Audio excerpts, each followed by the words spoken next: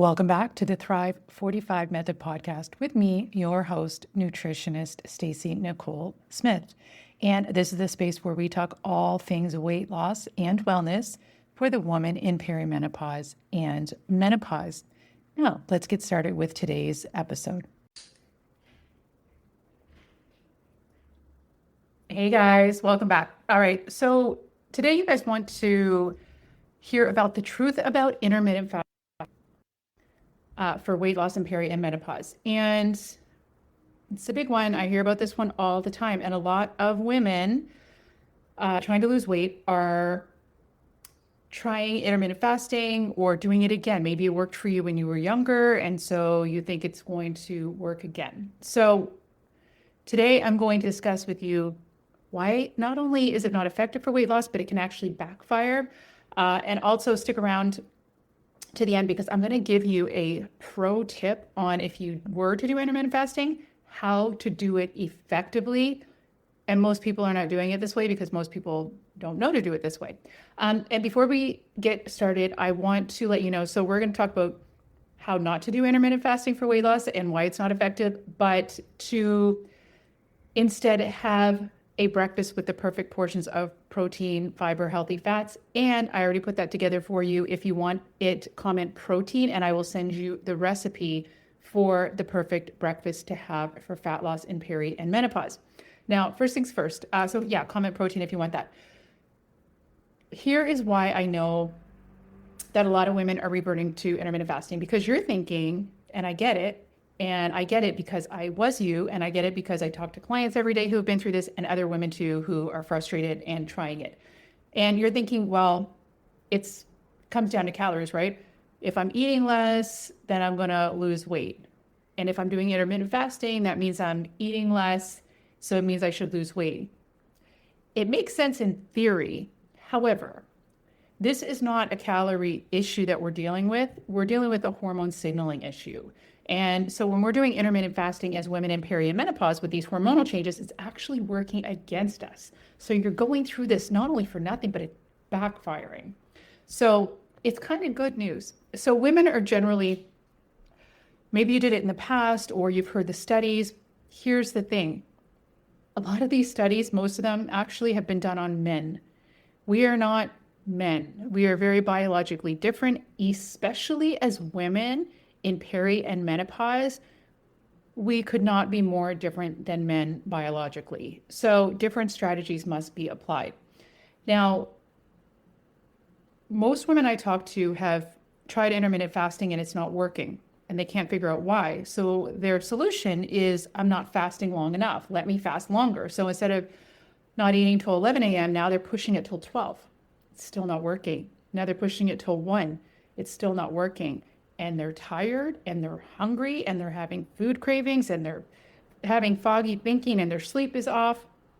So we are going to look at why that is and how to fix it. So first things first, for every single person, cortisol or stress hormones highest in the morning, right? That's what wakes us up out of our sleep. So it's a good thing. However, when we are going through these hormonal changes, estrogen and progesterone are fluctuating and going down. That means our cortisol is going up. So we're more sensitive to stress at this age. When we are not having breakfast, intermittent fasting, we are sending a stress response to our body. This is telling our body, believe it or not, to hold on to fat. So it's doing the exact opposite of what we want it to do.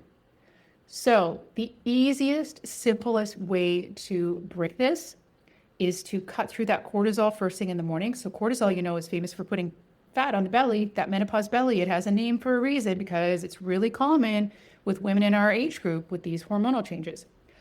The easiest way to cut through that cortisol in the morning, have 30 grams of protein within an hour of waking. Why? That balances your blood sugar. By balancing your blood sugar, it's cutting through the cortisol.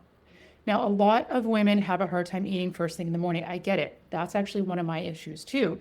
So have a simple protein shake.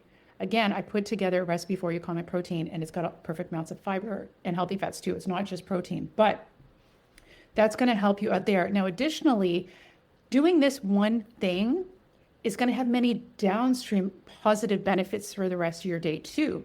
So when you're getting in that 30 grams of protein within an hour of waking, so you're cutting through that cortisol, you're balancing out your blood sugar, that's going to also help you with those 3 p.m. crashes that you probably are having.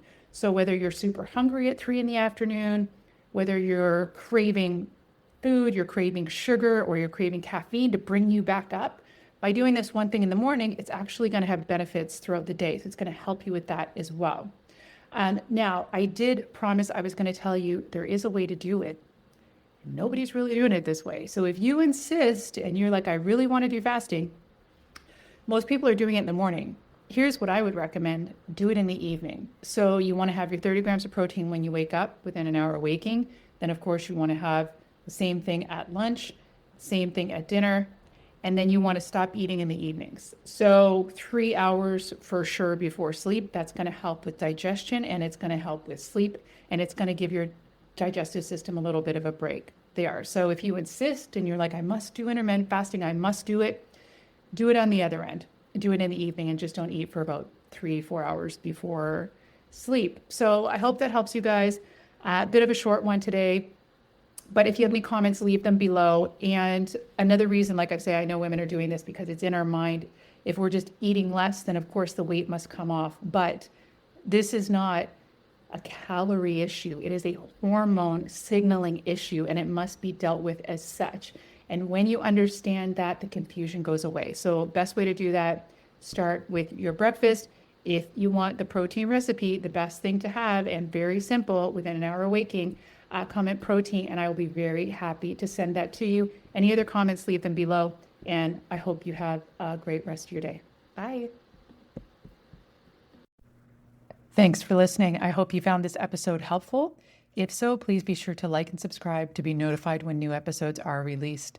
Episodes like this are released weekly for all things weight loss and wellness for the woman in perimenopause and menopause.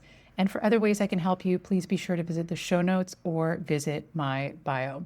Thanks for listening. Bye.